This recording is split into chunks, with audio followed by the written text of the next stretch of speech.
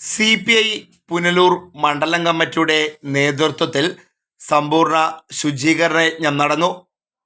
സംസ്ഥാന കമ്മിറ്റിയുടെ നിർദ്ദേശപ്രകാരം മെയ് 25 മുതൽ 31 വരെ വിവിധ മണ്ഡലം ലോക്കൽ കമ്മിറ്റികളുടെ നേതൃത്വത്തിൽ ബഹുജന സംഘടനകളുടെ സഹകരണത്തോടെ സമ്പൂർണ്ണ ശുചീകരണ യജ്ഞം സംഘടിപ്പിക്കുകയാണ്.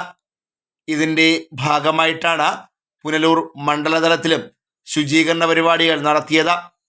ശുചീകരണ യജ്ഞത്തിൻ്റെ ഉദ്ഘാടനം CPI ജില്ലാ എക്സിക്യൂട്ടീവ് അംഗം അജയ് പ്രസാദ് നിർവഹിച്ചു.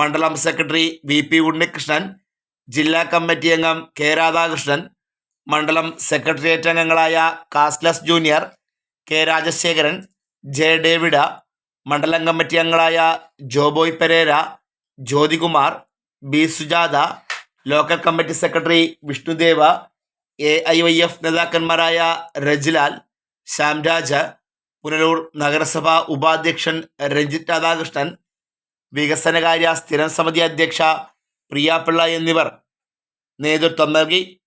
പുനലൂർ മിനി സിവിൽ സ്റ്റേഷനും പരിസരവുമാണ് CPIയുടെ നേതൃത്വത്തിൽ ശുചീകരിച്ചത്.